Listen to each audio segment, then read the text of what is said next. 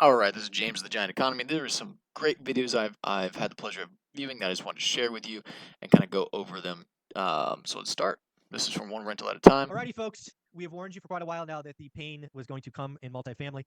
Unfortunately, it's still coming, and I think it's going to get worse. So not only have we seen the interest rate rise, which is also pushing cap rates, we are now seeing rent declines. This nasty thing called reversion to the mean, and it's all kind of compounding together to create a real big mess. Let's have this conversation with the one and only Jonathan Twanley. Man, how you doing? I'm doing great, Michael. Happy to be here. All right, so what did he say? He's talking about rents are going down. I remember talking with some people that say rents never go down. Well, as an investor, I've learned to say never say never because things happen, right? And they aren't in our control; they just happen. So he's starting to say that rents are starting to revert to the mean. What is this? What does that mean? So basically, if you drew a graph or whatever, you had this big up jump, there would be a mean or an average in a sense, and they're going to start to revert down to that. Now, typically, what happens is they'll dip down a little bit, and then they'll pop back up, and they'll follow the mean, right? So what he's saying is we came from 2020, 2021, where there was this huge plethora of just rents increase, and now he's saying it's starting to go down. Here? Yeah, I'm really happy to be out. Yeah.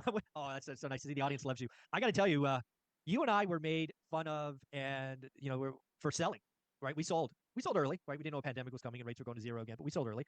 But I got to tell you, I actually had this conversation with Ken McElroy as well on his podcast, and Ken was like, I don't know what people are doing the last 2 years. He didn't buy anything for 2 years, and people were overpaying. He was starting to ask himself if he was doing it wrong.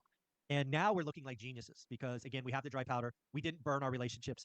And it's just everything is going bad. Cap rates up, cost of money up, LTV down, lending tight. Now rents are falling. Now that even the top line is falling. So NOI is falling. And we got higher taxes and higher insurance. It's like, oh, it's a mess. Yeah, it is a mess right now, and it's just beginning in the next 12, 24 months, especially for either commercial real estate or multifamily. It's going to be hard because, as you said, expenses are going up. Your interest rate, your taxes, your insurance, all that stuff, and then your rents are going down. So what you're pulling in is going down. That's not the way you want to go.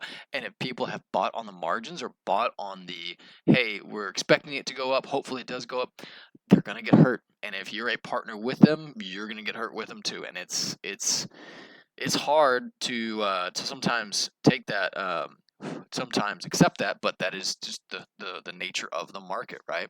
And to go back, one other thing is that he said that, hey, they sold quite a bit of their stuff early, before 2020 type thing, because they kind of saw a lot of things that are coming out right now have been brewing since late 2018, sometime 2019. And 2020 gave us a little glimpse of it, where the government had to come bail people out, right? But now all those things are coming back to roost. I myself sold all my houses or most of them, because I had some interest in some in 2021, 2022, and put them into energy assets, which are doing amazingly well right now. If you want more information, contact me. But my point with this is that don't feel bad for selling. Some people say, oh, you got to pay taxes, and what about this? And yeah, but dude, if I said, hey, you can make an extra $1 million next year, right? Guaranteed, but you have to pay all of it in taxes. All of it. You cannot skip out any of the taxes, would you? Well, yes, you would, because you're making more as opposed to less, right? Even if you have to give the government their cut of it type thing, it's still worth it to make more money. In other words, making an extra dollar and only keeping 77 cents of it, right, is better than not making an extra dollar at all. That's my point. So, with that, I'm gonna keep going with this. Well, thanks everybody for coming. Talk to you next week. See you next week. But I mean, it's just a mess. Yeah, it's listen. I remember when I first got into real estate. I mean, years and years ago, I left my law firm. That's a good point. One of my good friends there, who was a partner in the real estate department, said, I hope you're ready for the fact that real estate is cyclical, right?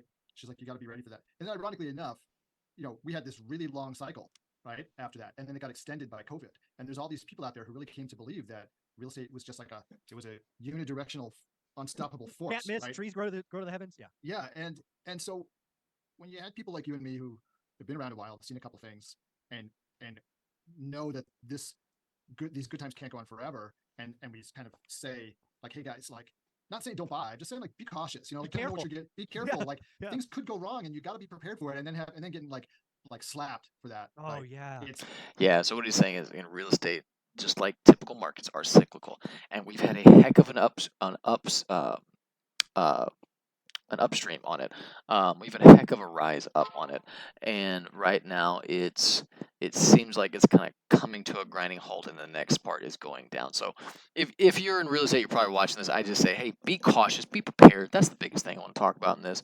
Be cautious, be prepared, because I think the things that are coming are not going to be as good as the last few years, right?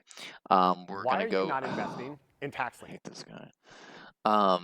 But basically, it's going to get harder instead of easier. We've been on a huge bull tear, right? In other words, the market only goes up. Houses only go up. They do for a while, and then it changes, and that's when a lot of people get hurt. My point is, I don't want you to get hurt. Just be prepared. 122, when he saw everybody like in a frenzy buying stuff, and this is the thing that you have to learn about real estate, is that it can look really good for a really long time, and then it can suddenly change, and you have to be prepared when that the macro environment shifts. It can get really nasty really fast, and you have to be prepared for that. So when guys like you and me say, hey, you got to set yourself up to survive these macro changes, even though there's nothing on the horizon right now, you need to be thinking about it. This is what we're talking about. We don't want you to be the sheep led to the slaughter. But back to the reversion to the mean piece. I mean, with rents going up so fast for such a long time and then accelerating at the end, there was really only one way for them to go, which was to come back to earth, right? And that's exactly what happened. And now it's happened to coincide with this nasty, all kinds of other bad stuff. Oh, I mean, just this, it's coincided.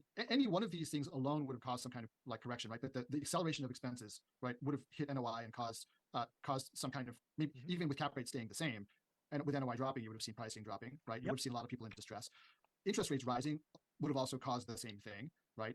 And so now you've got, at the same time, rents declining in some markets and maybe ultimately declining everywhere. We're still not there yet. Expenses rising rapidly, and interest rates having risen rapidly, and these things, happening all at once, and put some people in a really bad situation. Yeah, and just to layer on top of that, banks lending less. Oh yeah, right? So, and I mean, just banks are really, well, a lot of banks are going to have to take haircuts on these loans because. Yeah, well, they pretty much said it all. Rents are lowering, rising costs, less money, less easy money, less cheap money. I mean, there's a lot of pressure coming in on real estate, right? So my point is not to tell you to not buy or sell or whatnot. My point is to be cautious. I mean, if you watch my videos for any time, you know where I stand on it type thing. I can't wait till the next dip happens. I'm just going to buy.